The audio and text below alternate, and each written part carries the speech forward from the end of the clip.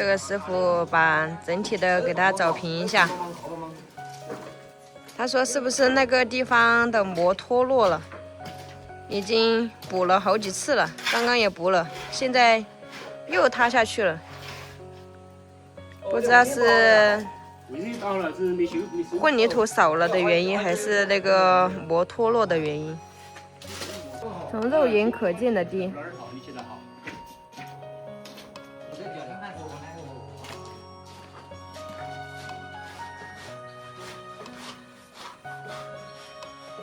手动给它抹平，我还以为是用大型的机器来正平，就像修路的那个正平尺，没想到它是这个手动的正平尺，手动给它正平。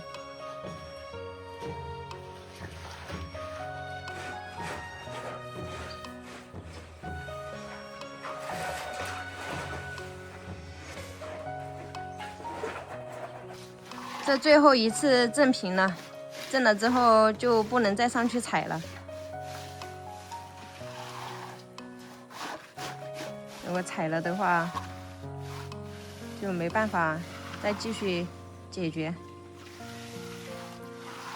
只能自己解决了。这个手动的还是要平整一些。给那个机器的要做的平整，主要是他看得到哪个地方高，哪个地方低，高的地方就往低的地方改。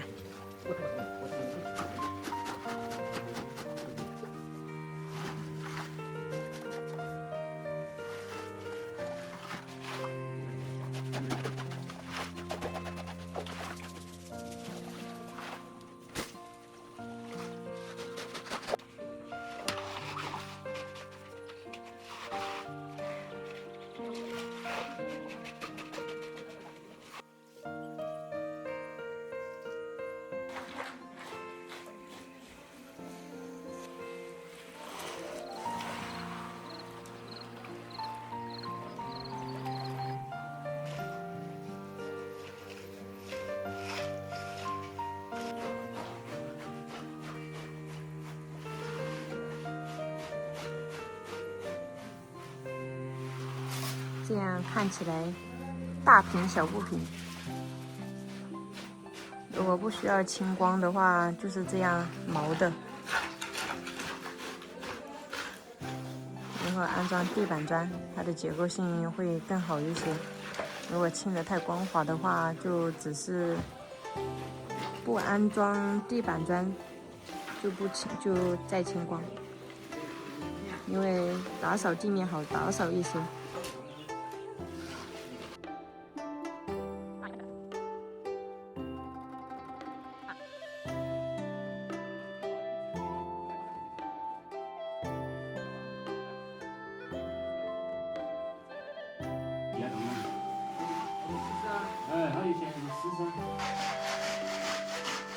这有脚印的地方不好处理。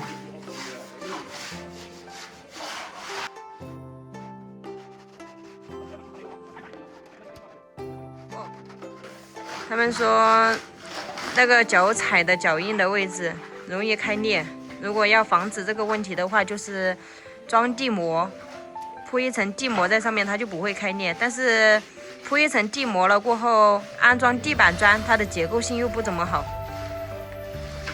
我想的是，它开裂就开裂吧，反正我们上面要安装地板砖，也没有影响，它只是表面不好看，到时候我们不看表面就可以了。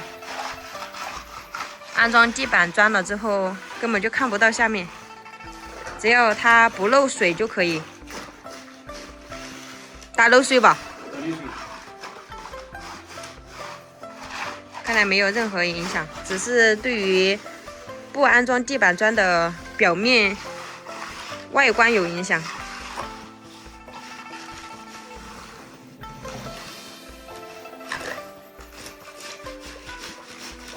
你看，这边边清光就已经边干了，那个脚完全踩在下面陷不下去了，已经干的差不多了。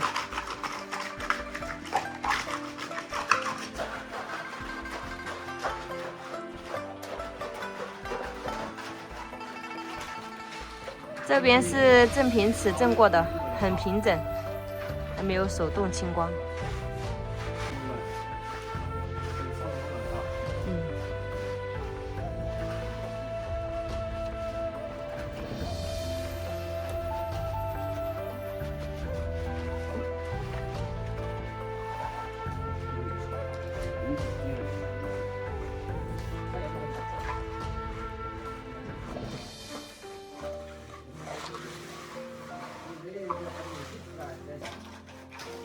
后面就是专人工程，得经过这些，对，有点勤大的。在大家休息的这个时间间隙，叔叔就把这间房间的清光工作给完成了。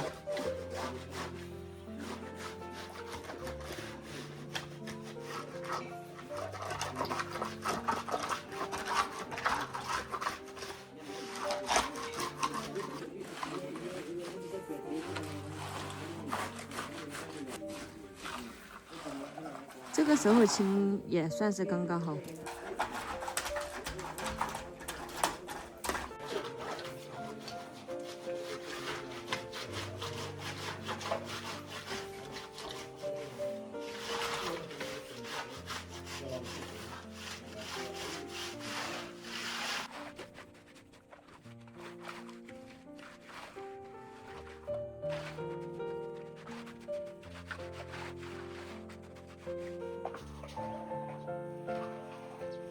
这个效果太好了吧！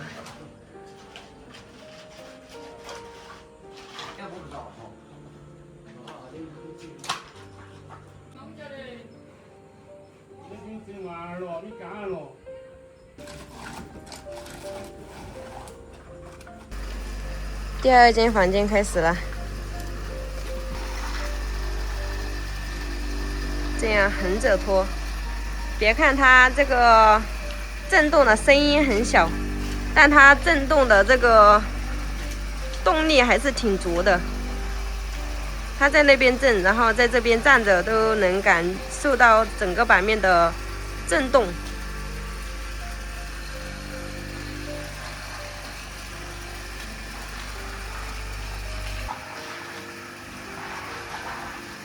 前面拖着走，后面的那个脚印就没有了。所以这就是机械震动的效果。要手动的话，踩的脚印肯定都不好给它填上。